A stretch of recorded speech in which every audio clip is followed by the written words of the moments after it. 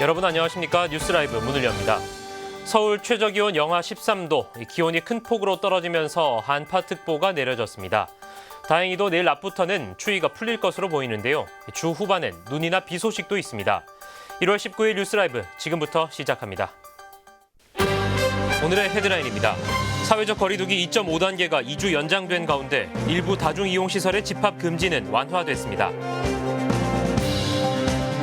구의역 일대 개발 사업이 본격화합니다. 주거와 업무, 판매 등이 결합된 첨단 업무 복합단지가 들어설 예정입니다. 내년 금천구의 시흥행궁 전시관이 문을 엽니다. 디지털 영상관과 야외 전망대 등이 함께 들어설 계획입니다. 서울시 교육청이 유치원의 친환경 무상급식 도입을 추진합니다. 이르면 2023년 시작이 가능할 것으로 예상됩니다.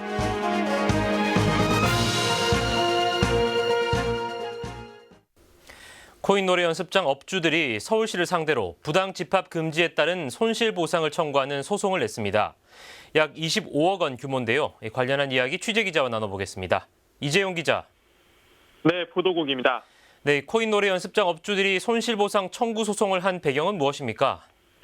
네, 코인 노래 연습장 47개 업주들은 어제 서울중앙지방법원에 1차 손실보상 청구 소송을 냈습니다. 네. 소송 배경에 대해 경기석 한국코인노래연습장 협회장은 코인 노래 연습장의 경우 작년 6월 이후로 영업한 100여일간 확진자가 0명을 기록했다고 밝혔습니다. 그러나 비말 밀폐 등 과학적 근거 없는 추측으로 고위험 시설로 지정됐고 서울 기준으로 총 146일간 부당한 집합 금지를 당했다고 설명했습니다. 때문에 서울시의 부당한 집합 금지에 맞서 약 25억 원의 손실 보상을 청구하고 감염병 예방법에 손실보상 규정이 없다는 것이 헌법에 반한다는 위헌 법률 심판 등 헌법 재판도 청구하겠다고 밝혔습니다. 한편 현실성과 실효성 문제로 코인 노래 연습장 업주들의 간판 점등 시위와 탄원서 작성 등은 잠정 보류됐습니다.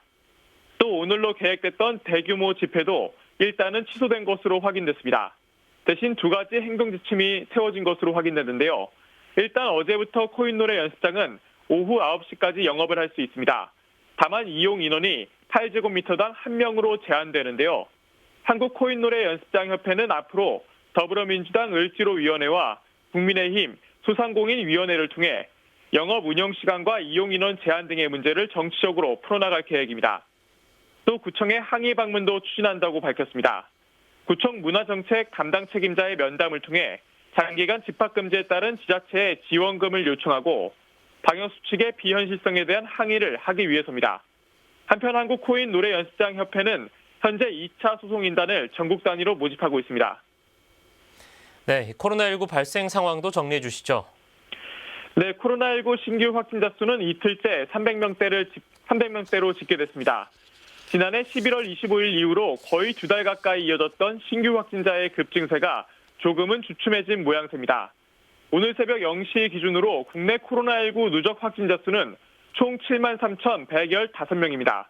어제보다 386명 늘어났습니다. 지금까지 사망자 수는 1,283명입니다. 서울의 누적 확진자 수는 어제보다 101명 더 늘어난 22,717명입니다. 사망자 수는 지금까지 277명입니다. 어제 발표된 정례 브리핑에 따른 서울의 주요 발생 누적 현황은 성동구 거주 요양시설 관련이 26명, 동대문구 사우나 관련이 22명, 종로구 요양시설 입원 사례 관련이 9명입니다. 지금까지 코로나19 소식 전해드렸습니다. 네, 이재용 기자 잘 들었습니다. 지금까지 코로나19 현황 함께 살펴봤습니다. 사회적 거리두기 2.5단계가 2주 더 연장된 가운데 방역조치 완화로 일부 실내 체육시설과 카페는 제한적으로 다시 문을 열었습니다. 박용 기자의 보도입니다. 현행 사회적 거리 2.5단계와 5인 이상 사적 모임 금지가 2주 더 연장됐습니다. 수도권은 50인 이상이 모이는 모임 행사가 금지되며 21시 이후에는 다중이용시설의 운영이 제한됩니다. 또한 스포츠 경기는 무관중으로 진행됩니다. 개인 간 접촉을 최소화하기 위해 5명부터 사적 모임 금지 조치도 2주간 연장됩니다. 하지만 그동안 집합이 금지됐던 실내체육시설과 카페 등 일부 다중이용시설은 완화됐습니다. 전국 카페는 오후 9시까지 매장 내 취식이 허용되고 종교시설은 방역수칙 준수하에 수도권은 10%까지 대면 진행이 가능합니다. 헬스장을 포함한 실내체육시설과 노래방, 학원은 시설 면적 8제곱미터당 1명으로 인원이 제한됩니다. 이후 유행 상황이 호전되는 경우 4제곱미터당 1명으로 인원 확대하는 방안도 검토할 예정입니다. 하지만 실내체육시설 중에서 에어로빅과 줌바 등 격렬한 운동과 클럽, 단란주점, 감성주점 등 유흥시설은 집합금지가 유지됩니다. 또한 거리두기 2.5단계 유지로 뮤지컬 공연 중단과 군장병 휴가 외출 통제도 2주 더 연장됩니다. 한편 지난주 서울시 코로나 확진자는 1,072명으로 일평균 146명이 확진 판정을 받은 가운데 2주 전 일평균 263명에 비해 117명이 줄었습니다. 하지만 경로를 알 수 없는 환자 비율은 29.5%, 무증상자 비율은 37.1%로 오히려 늘어난 것으로 나타났습니다. 딜라이브 서울 경기 케이블 TV 박용입니다. 앞서 보신 것처럼 방역조치 완화로 카페와 실내체육시설의 운영이 일부 정상화됐지만 넘어야 할 산은 여전히 높습니다. 그동안 누적된 영업 손실은 큰 반면 그에 대한 지원은 부족하다는 입장입니다. 계속해서 박용 기자입니다. 정부의 완화된 방역조치로 매장 내 손님을 받을 수 있게 된 카페 업계는 일단 한숨은 돌렸다는 반응. 일단 손님이 원하실 때 사용할 수 있으니까 그게 제일 좋은 거고 매출도 훨씬 더 향상돼요. 태권도는 되고 헬스장은 안 되고 이달 초 정부의 방역 정책에 항의한 실내체육시설도 이번 조치를 환영하지만 그동안 손실을 생각하면 막막합니다. 이번에 너무 피해를 많이 봐서 겨울인데 세워놓다 보니까 동파 나가지고 물 난리도 난 데도 있고 저 처참해요 진짜. 6주 만에 영업 재개. 하지만 풀어야 할 숙제는 여전히 남았습니다. 코로나 상황에 따라 언제 또다시 문을 닫을지 모르는 불안감과 그동안 입은 막대한 손실을 감당하기 힘들다는 겁니다. 수도권은 보통 평균 그 임대료만 해도 500에서 1000이 넘어요. 2천만 원이 넘는 곳도 있더라고요. 그런데 이 체육시설들이 그 규모가 좀 크잖아요. 기본 임대료에 기본 관리비, 그 실장들, 코치들 급여, 공과금 있죠. 밀린 세금 있죠. 이게 턱없이 부족하기 때문에 자영업자들은 지원도 중요하지만 방역 수준도 예전보다 높아진 만큼 영업 중단이라는 극단적인 조치가 아닌 실효성 있는 방역 지침을 주장합니다. 영업할 수 있게끔 해달라고 저희가 하는 거예요. 코로나가 심해져도. 네, 심해지면 인원을 예를 들어서 인원 제한을 예를 들어 50석이 있으면 3분의 1만 쓰라, 2분의 1만 쓰라 그 내용만 갖고 해도 방역은 충분히 할 수 있어요. 네. 한편 정치권은 여야 할 것 없이 소상공인 피해 보전에 한 목소리를 내고 있지만 법안 처리까지는 시간도 걸리고 자영업자들의 피부에 와닿는 대책일지도 미지수입니다. 딜라이브 서울 경기 케이블 TV 박용입니다. 중구는 코로나19 같은 감염병에 대응하기 위해 전담 부서를 신설했습니다. 구는 기존 감염병 관리팀을 감염병 관리과로 승격해 감염병 예방팀과 대응팀, 역학조사팀과 자가격리 관리팀을 꾸렸습니다. 구는 한 개 팀에서 담당하던 과중한 업무 부담을 줄이고 감염병 상황에서 보다 신속하고 효과적으로 대응하기 위해 조직을 개편했다고 밝혔습니다.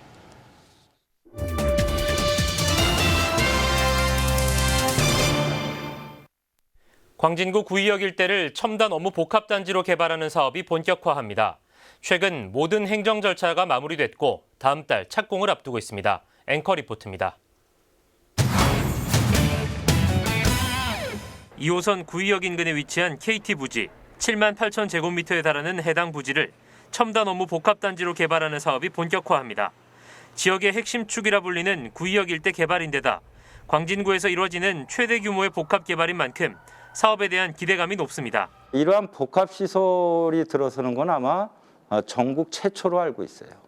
이러한 첨단 업무 복합시설이 들어서게 되면은 광진의 랜드마크 역할뿐만이 아니라 광진 지역 발전의 가장 중심지 역할을 제대로 해낼 것입니다. 먼저 이곳엔 초고층 아파트 1363세대가 공급됩니다. 이 중 일반 분양은 631세대며 민간 임대 432세대와 행복주택 300세대가 포함됩니다. 사업 시행사는 분양가 상한제 등을 고려해 후분양 방식으로 가닥을 잡은 것으로 전해졌습니다. 시공은 롯데건설이 맡았고 일반 분양은 2023년쯤 이뤄질 전망입니다. 최첨단 시설을 갖춘 업무 판매 시설도 들어섭니다. 여기에 호텔과 문화집회시설을 포함한 대규모 복합시설의 형태를 갖출 것으로 보입니다. 광진구와 KT는 협약을 통해 호텔과 판매시설 등의 인력이 필요할 경우 광진구 주민들에게 일자리를 제공하기로 약속했습니다. 실제로 식당이 밀집한 미가로 상권을 활성화시키기 위해 공사 현장에 별도로 식당을 설치하지 않기로 협의한 바 있습니다. 한편 KT 부지 중 일부인 5,600제곱미터는 광진구청이 기부 체납받았습니다. 이곳엔 구청과 구의회 그리고 보건소까지 함께 사용하는 18층 규모의 복합청사가 새로 건립됩니다. 또 당초 KT 판매시설로 예정돼 있던 신청사 지하 2층의 일부 공간은 30년간 주민들을 위한 공간으로 무상 개방됩니다. 한편 미가로를 포함한 구의역 일대는 도시재생 사업을 통해 5G 통신망을 기반으로 한 다양한 사업이 진행될 예정입니다. 광진구는 첨단 업무 복합단지 개발과 도시재생 사업이 연계돼 구의역 일대가 동북권의 핵심 중심지가 될 것이란 기대감을 내비치고 있습니다. 딜라이브 서울경기 케이블TV 김동훈입니다. 시흥행궁은 조선시대 때 정조대왕이 생부인 장현세자의 능행길에 묵었던 장소입니다. 지금은 그 흔적도 없이 소실됐는데요. 금천구가 이 시흥행궁 전시관에 전시 설계에 대한 주민 설명회를 온라인으로 공개했습니다. 이재용 기자입니다. 금천구가 시흥행궁 전시관의 전시 설계를 알리는 주민 설명회를 온라인으로 공개했습니다. 전시관은 현재 공사가 진행 중인 시흥오동 주민센터 신축청사 6층에 조성될 계획입니다. 전시 설계엔 시흥행궁의 모형이 반영됐습니다. 또 시흥행궁의 과거와 현재 미래를 영상으로 볼 수 있는 디지털 실감 영상관도 있습니다. 시흥행궁의 역사적인 가치는 과거에 정조대왕이 능행차를 위해서 해경궁 홍씨 어머님을 좀 더 편안하게 모시기 위한 효심과 그리고 백성들과의 소통이 담긴 애민사상을 크게 큰 가치로 볼 수 있고요. 시흥오동 주민센터 신축청사 지하 2층부터 지상 6층까지의 내부 계단 벽면엔 시흥환어 행렬도에 나오는 인물을 중심으로 전시 패널이 설치될 계획입니다. 1층에 들어설 작은 도서관 일부 공간엔 시흥행궁의 역사적 정보를 디지털로 열람할 수 있는 아카이브가 조성되고 시흥행궁의 추정지를 볼 수 있는 야외 전망데크도 마련됩니다. 금천구는 앞으로 시흥행궁 전시관을 통해 소실된 시흥행궁 복원에 대한 주민 공감대를 이끌어내겠다는 구상입니다. 시흥행궁이 복원이 되는 그 필요성에 대해서 주민분들이 이게 정말 필요하구나라고 공감하실 수 있는 그런 첫 단추가 되는 사업이라고 보시면 됩니다. 정조대왕의 효와 애민 정신이 깃든 시흥행궁의 복원을 위한 첫 단추로 구는 올해 말까지 시흥오동 주민센터 신축청사와 함께 시흥행궁 전시관을 건립하고 내년 초엔 전시관을 개관할 계획입니다. 딜라이브 서울경기 케이블TV 이재용입니다. 초등학교와 중고등학교, 특수학교까지 무상급식이 전면 시행되고 있습니다. 하지만 유치원은 아직 그 대상이 아닌데요. 서울시 교육청이 유치원에 대해서도 친환경 무상급식 도입을 추진하고 있습니다. 천서연 기자입니다. 서울시 교육청이 유치원의 친환경 무상급식 도입을 검토하고 있는 것으로 알려졌습니다. 공립과 사립 등 시내 모든 유치원생이 대상입니다. 고등학교까지 전면 무상급식이 시행되고 있는 상황에서 이제는 그 대상을 유아들까지 확대해야 한다는 게 교육청의 생각. 사립유치원은 사립학교와는 성격이 달라 공립유치원과 함께 대상으로 보고 있다고 설명했습니다. 초등학교부터 고등학교 다 무상이 됐잖아요. 네네. 그러면 이제 그 다음 단계가 서울시 교육청 예산이 되고 서울시가 예산이 된다면 유치원으로 당연히 유치원은 가고 돈이 많아서 사실 가는 거 아니죠, 유치원은. 네네네, 맞아요. 공립을 가고 싶지만 수요가 안 되니까 못 가는 거잖아요. 그렇죠. 네네네. 그렇죠. 그러니까 학교하고는 차원이 다른. 서울시 교육청은 유치원 무상급식 도입을 위해 올해 기본 방향을 수립할 예정입니다. 유치원 내 위생과 안전, 필요한 시설과 전문 인력 지원, 플랫폼 구축 등의 내용입니다. 특히 원장 중심으로 진행되던 사립유치원의 급식 시스템은 체계화할 예정입니다. 그동안의 유치원은 일단 원장 중심으로 자발적으로 했던 점심이었죠, 점심. 그렇죠. 점심을 이제는 학교처럼 한번 해보자. 그러면은 이제 위생시설도 갖춰야 되고, 위생기구, 그러니까 식재료가 들어와서부터 아이들이 먹기까지 이런 관리 체계가 학교처럼. 한편 서울시 교육청은 유치원 무상급식에 대한 세부적 계획이 구체화되면 서울시 그리고 자치구와 예산 배분 문제를 협의할 예정입니다. 유치원의 친환경 무상급식 도입은 빠르면 2023년으로 예상되고 있습니다. 딜라이브 서울 경기 케이블 TV 천선입니다.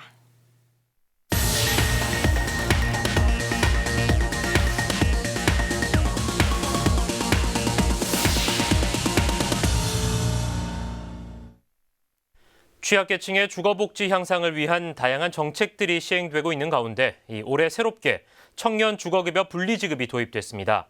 취학, 구직 등의 이유로 부모와 떨어져 거주하는 미혼 청년에게 주거비를 지원하는 내용입니다. 보도에 이승준 기자입니다. 올해부터 청년 주거급여 분리지급 제도가 신설됐습니다. 주거급여를 받고 있는 가구의 부모와 떨어져 거주하는 30세 미만 미혼 자녀가 대상입니다. 기존엔 수급 가구 내 20대 미혼 자녀가 부모와 떨어져 거주하더라도 국민기초생활보장법상 동일 가구로 인정돼 주거급여를 받을 수 없었습니다. 하지만 올해부터는 부모에게 지급되는 주거급여와는 별도로 급여를 받을 수 있게 된 겁니다. 저소득층 청년들의 주거 걱정을 덜어 안정적인 미래와 자립을 돕기 위한 목적입니다. 지급 금액은 임차료와 보증금, 기타 조건에 따라 자녀 1인당 서울 기준 최대 31만 원, 경기 인천 기준 23만 9천 원 등 차등 적용됩니다. 지원금은 부모 가구와 별도로 지급되며 매월 20일 청년 명의의 계좌로 입금되는 방식입니다. 신청을 희망하는 가구는 부모가 거주하는 읍면동 행정복지센터를 방문하거나 복지로 홈페이지를 통해 온라인 신청도 가능합니다. 지난해 11월 기준 전국에서 118만 가구가 주거급여 수급 혜택을 받고 있습니다. 한편 국토부는 주거급여의 사각지대가 발생하지 않도록 수급자 발굴을 위한 홍보 활동을 지속적으로 시행해 나갈 계획입니다. 딜라이브 서울 경기 케이블 TV 이승준입니다. 광진구가 올 한 해 동안 코로나19에 대비한 촘촘한 방역 체계를 구축하고 또 지역경제 활성화를 위해 집중하겠다는 계획을 내놨습니다.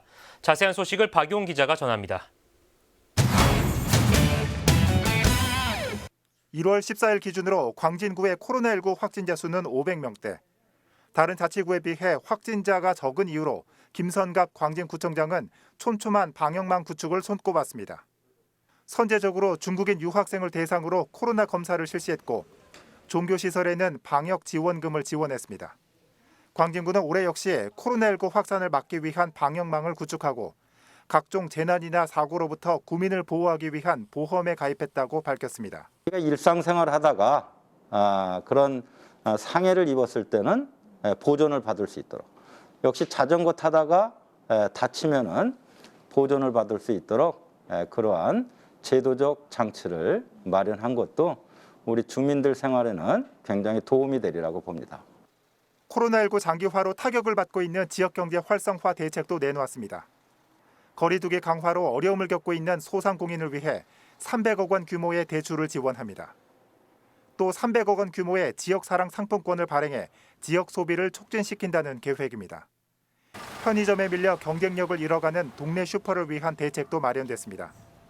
낮에는 사람이 운영하고 밤에는 무인으로 운영되는 광진형 스마트 슈퍼를 동마다 한 개씩 시범 운영합니다. 지금 좀 남아있는 이 슈퍼들의 경쟁력을 제고시키기 위해서 예산을 지원해서 낮에는 유인 점포, 밤에는 무인 점포로서 이렇게 기능을 다할 수 있도록.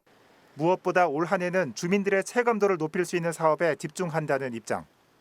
임산부가 병원 진료를 받을 때 태워다주는 광진 맘택시가 운영되고 임신부 가정에 가사 서비스도 지원됩니다. 또 서울시 최초로 마을버스 교통비 지원 사업이 시작됩니다. 앞으로 만 6세부터 18세 사이의 어린이와 청소년은 무료로 마을버스를 이용할 수 있습니다. 한편 광진구는 올 한 해 예산으로 6,100억 원을 편성했습니다. 딜라이브 서울 경기 케이블 TV 박용입니다. 국민들의 신뢰를 얻기 위해 공무원이나 공직자에겐 어느 때보다 높은 도덕성이 요구되고 있습니다. 이에 따라 청렴도 향상과 적극 행정이 화두로 떠오르고 있는데요.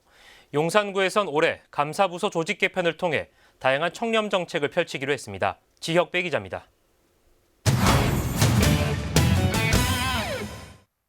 지난해를 적극행정 원년으로 삼은 용산구. 올해는 청렴한 조직문화 조성과 반부패 청렴 인프라 구축, 취약 분야 특별 감찰과 행정 투명성, 신뢰성을 높이는 4대 전략을 추진합니다. 이를 위해 서울시 자치구 최초로 감사 담당 부서에 적극 행정 조성팀을 신설했습니다. 또 일부 부서는 기능을 보완해 청렴 감사팀과 일상 감사팀으로 명칭을 바꿨습니다. 부정 청탁과 부패 행위를 차단하는 것뿐만 아니라 불친절이나 관행 답습, 민원 처리 지연 같은 소극 행정을 개선하겠다는 겁니다. 이를 위해 자율적 내부 통제 제도와 자치법규 부패 영향 평가, 찾아가는 동맞춤형 친절 컨설팅과 권역별 합동 순찰 제도를 강화합니다. 이제 올해는 적극 행정이 우리 공직사회에 뿌리내릴 수 있도록 사전 컨설팅 제도와 적극 행정 면책 제도를 확대 운영하고, 그리고 초극 행정에 대해서는 감사를 통해서 엄정 조치하는 적극 행정 직원 정책을 본격적으로 이제 추진해 나갈 계획입니다. 지난해 국민권익위원회 공공기관 청렴도 평가에서 전국 기초자치단체 가운데 가장 높은 종합 2등급을 받은 용산구는 올해 청렴도 1등급을 목표로 다양한 청렴 정책을 펼칠 계획입니다. 딜라이브 서울 경기 케이블 TV 지역배입니다.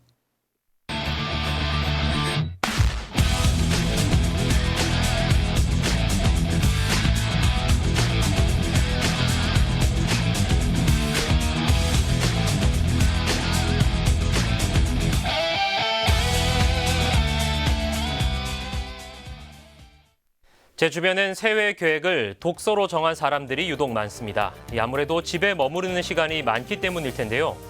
한 달 넘게 휴관 중이던 서울 시내 도서관이 오늘부터 운영을 재개합니다. 사람은 책을 만들고 책은 사람을 만든다고 하죠. 추운 날씨에 코로나19까지 지친 마음, 독서로 위안을 찾는 것도 좋은 방법입니다. 뉴스라이브 마칩니다. 시청해주셔서 고맙습니다.